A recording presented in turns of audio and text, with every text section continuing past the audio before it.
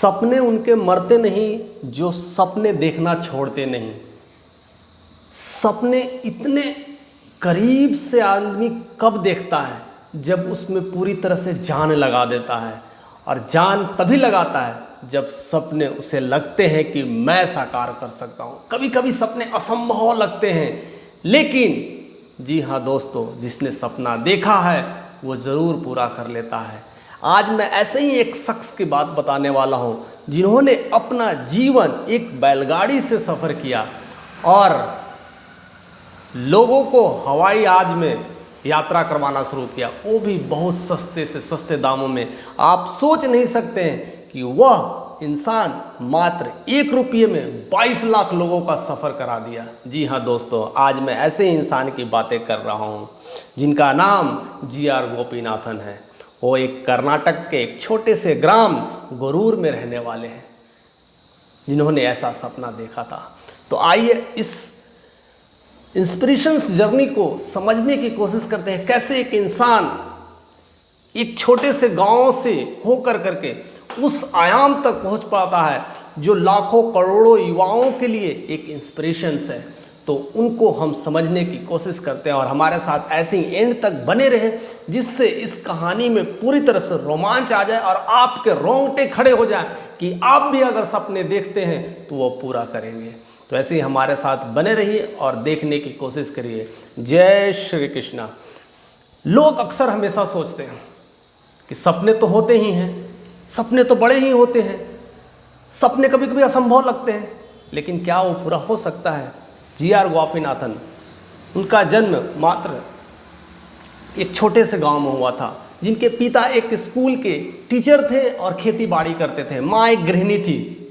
कभी सपने में वो ख्याल नहीं आता था कि मैं ऐसी कुछ चीज़ें करूँगा, लेकिन कहते ना, जज्बा कहीं ना कहीं उनके खून में ही होता है, जज्बा कहीं ना कहीं उनके संग्राम में ही होता है।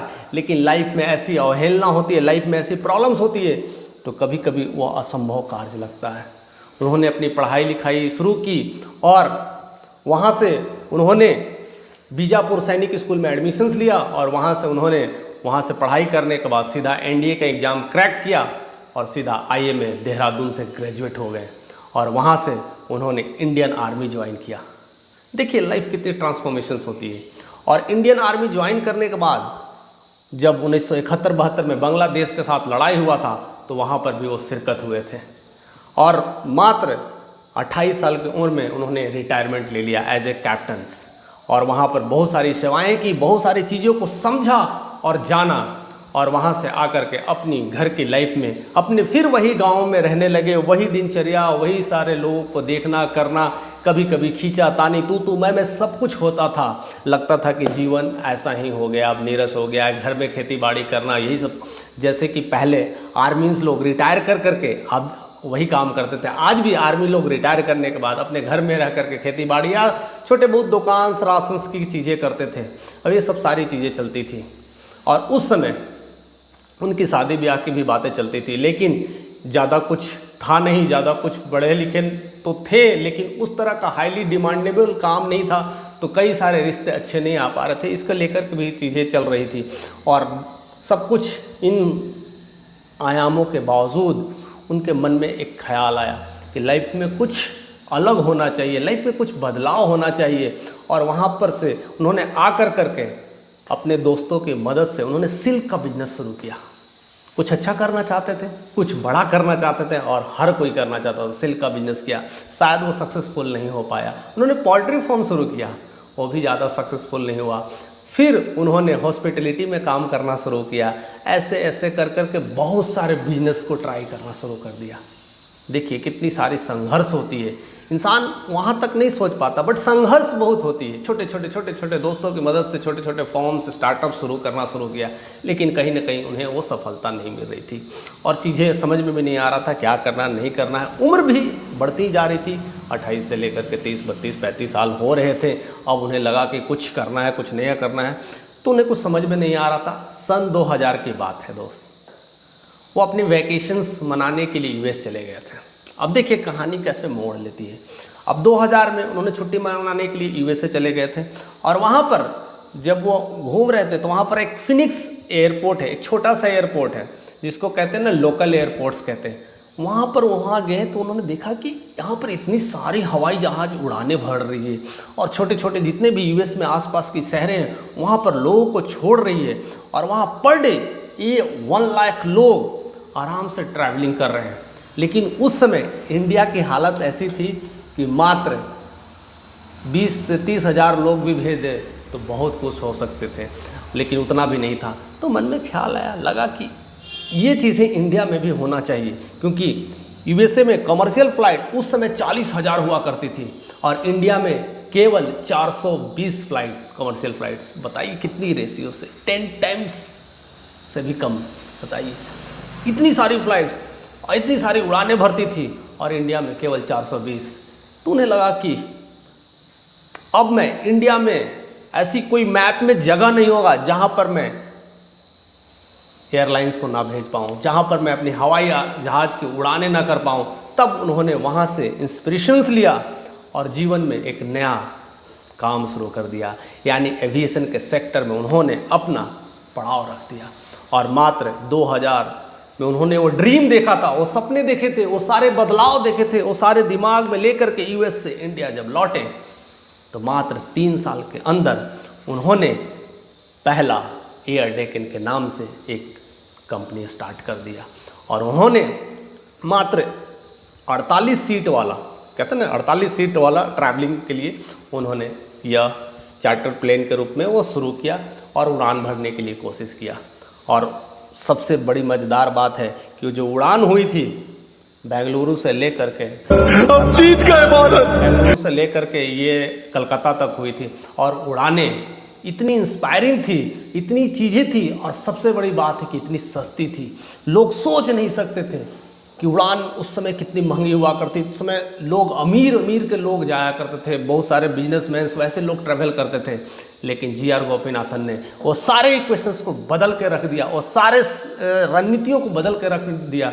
जो लोग गरीब किस्म के लोग थे वहाँ तक के लोग भी हवाई जहाज के सपने देखने लगे और उन्होंने अपने जीवन में तब उन्होंने बोला 1 रुपये में हवाई जहाज की यात्राएं शुरू की और करीब 1 लाख पूरे भारतीयों को 1 रुपये में एक जगह से दूसरी जगह भेजने की वो काम शुरू कर दिए थे। वह कोई और काम नहीं कर सकता। यह काम आसान भी नहीं है कि मात्र 1 रुपये में हम सोच भी नहीं सकते थे, हवाई जहाज की सुविधाएं शुरू कर दी।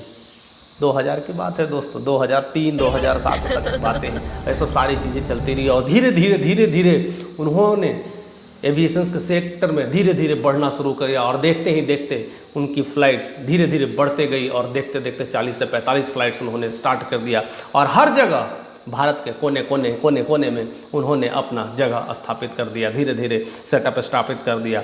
उनका वह दावा था, उनका वह मानना था कि भारत के नक्शे में कोई ऐसा शहर ना बच पाए जहाँ पर मैं लोगों को ना पहुँचा दूँ 1 से 2 घंटे के अंदर। ऐसी उनकी सोच ही, ऐसी उनकी रणनीतियाँ थी और देखते देखते ये सब सारे काम शुरू कर दिए। लेकिन समय सब कुछ बदलता है, चीज़ें सब कुछ बदलती है। इतनी सारी बड़े पैमाने पर अगर कोई काम करे तो कई लोग की नज़र रहती है। जब आप भी कुछ बड़ा करो और एक बार ऐसा बड़ा करो कि एक साथ ऐसा चमत्कार करो कि लोग सोचने लग जाए तो टेंशन में आ जाते हैं कि ये कैसे हो सकता है। जहाँ 1000, 10,000, 20,000, 50,000 फ्लाइट्स के रखते थे, 1 रुपया। बहुत सारे जो बड़े बड़े बिजनेस क्लास के लोग थे उनको गरीब लोगों के साथ बैठने उठने में प्रॉब्लम्स होने लगी, ये सब सारी समस्याएं आने लगी। और तब वो एविएशन सेक्टर में बहुत बड़ा संग्राम हुआ और उनकी बजट गड़बड़ाने लगी और चीज़ें उन्हें लोग गिराने की कोशिश किए। अब उन्हें लगा कि ये प्रॉब्लम्स हो रहा है, तब उन्होंने अपनी पूरी एयरलाइंस को विजय माल्या के साथ टाई अप कर दिया, यानी उनको सेल कर दिया। उस समय किंग फिशर के नाम से विजय माल्या का एयरलाइंस चल रहा था और एयरलाइंस जैसे ही उन्होंने किंग फिशर ने लिया, यानी विजय माल्या ने लिया, तो उसे किंग फिशर रेड के नाम से स्टार्ट कर दिया। तब भी हवाई जहाज़ें सस्ती होने लगी और उस दौर से लेकर के आज तक हम लोग जब एयरपोर्ट में जाते हैं, प्लेन्स में ट्रैवल करते हैं, तो आज सोचते नहीं है कि दिल्ली से कलकत्ता जाना है, कलकत्ता से मदुरई जाना है और मदुरई से बेंगलोर जाना है। मात्र कुछ 5,000 10,000 में वो टिकटें मिल जाती है। वो ट्रेन के टिकटों के बराबर हो गई है, सिर्फ और सिर्फ एक इंसान की वजह से। तो ऐसा ही इंसान का सोच होना चाहिए, ऐसे इंसान का सीख होना चाहिए और ऐसे परिवर्तन लाने की क्षमता होना चाहिए। जब ऐसे परिवर्तन के साथ अब आगे बढ़ते हैं, ऐसे चमत्कार के साथ आगे बढ़ते हैं, तो दुनिया में दिक्कतें आएंगी, प्रॉब्लम्स आएंगी, लेकिन आप कुछ कर गुजरोगे। और देखते देखते ये सब करने के बाद उन्होंने बुक लिखा, जिसमें पूरी उड़ान के नाम से लिखा था, उन्होंने कैसे कैसे उड़ान भरते हैं, कैसे कैसे सारे चीज़ हुआ। और उसके बाद वो बिजनेसमैन के रूप में भी रहे, उसके बाद धीरे धीरे पॉलिटिशियंस के रूप में काम किए, कई सारे जगहों से काम किए। एक इंसान एक गांव से उठ कर करके ये सब सारी तब्दीली ला सकता है। एक छोटे से कर्नाटका के एक छोटे से गांव, गोरूर गांव में, जिसको कोई लोग सोच भी नहीं सकता है, वहाँ से एविएशन की इंडस्ट्रीज खड़ा हो सकती है। तो हम जैसे शहर में रहने वाले लोग, जिसको हर चीज़ की सुविधाएं हैं, जिसे लग रहा है सब कुछ पढ़ने लिखने का हर चीज़ की योग्यताएं हैं, तो हम क्यों ना ऐसे बड़े बड़े कारनामे करने के लिए बैठ सकते हैं या सोच सकते हैं। छोटा ही क्यों नहीं हो, लेकिन सोच तो सकते हैं, नए नए आइडियाज़ तो ला सकते हैं। तो हमें उनसे इंस्पिरेशंस लेना चाहिए, हमें गोपीनाथन से इंस्पिरेशंस लेने चाहिए कि कैसे दुनिया में कोई असंभव कार्य है जो हम कर सकते हैं। तो सिर्फ एक सोच से कर सकते हैं। एक सोच ही इंसान को बहुत सारी चीज़ें बदलाव ला सकता है, क्योंकि उन समय उनके पास उतनी ज़्यादा पैसे नहीं थी इतनी बड़ी चीज़ें इंडस्ट्रीज खड़ा करने के लिए। हमें लगता है, हमेशा डर लगता है कि हमारे पास पैसे नहीं है, अगर पैसे होता तो बड़ा इंडस्ट्री करते। और तब एक एयरलाइंस का सपना अपने आप में एक, कहते हैं ना, असंभव चीज़, इतनी सारी पैसे, इतने सारा चीज़। और उसका सबसे बड़ा एग्जाम्पल्स भी विजय माल्या को देखो है ही, जो 2011 तक उन्होंने गोपीनाथन के सपने को ढोया और 11 तक उनके बाद एयरलाइंस बंद हो गई। और विजय माल्या का स्टोरी आप लोग जानते हैं कि क्या हुआ नहीं हुआ, उनको हम कहने की ज़रूरत नहीं है। अगर आप चाहते हैं तो मैं विजय माल्या की स्टोरी भी आपके सामने लाऊंगा कि कैसे कैसे वो चेंज किए और कैसे एविएशन के सेक्टर्स में बूम्स किए और राइज अप फॉल्स सारे कुछ हुए। बट इरादा उनका सपना था, कहते थे इरादा उनका था कि लोगों को, पूरे भारत को लो कॉस्ट में एयर ट्रैवल कराएंगे। उन्होंने सपने को जीवित रखा और उनके बाद भी बहुत सारे एविएशंस के सेक्टर में बहुत सारे लोग आए, झुनझुनवाला आए, जेट एयरवेज आए, बहुत सारी चीज़ें नए नए स्टार्टअप्स खोलने के लिए सोचा और न्यू अवतार्स लिए। झुनझुनवाला ने आकाश एयर का लॉन्च करने की सोचा और गर्मी में बहुत सारे फ्लाइट्स एविएशंस को शुरू किया, जो भी सस्ते से सस्ते दाम में। आज फ़्लाइट्स इतनी महंगी नहीं हुआ करती, आज इतने फ़्लाइट्स के लिए इतने पैसे नहीं लगाना पड़ता। हाँ, देयर इज़ ए क्लास, अगर आप बिजनेस क्लास में जाते हो तो थोड़ा कॉस्टली हो जाता है, लेकिन इतना भी कॉस्टली नहीं है कि आप ट्रैवल नहीं कर सकते। जीवन में लोगों का बस एक बार सपना था कि मैं कभी भी आकाश में उड़ सकता हूँ। क्या केवल फिल्मों में देखते थे, केवल धारावाहिकों में देखते थे, रामायण में देखते थे, कोई पुष्पक विमान से आते थे और चले जाते थे।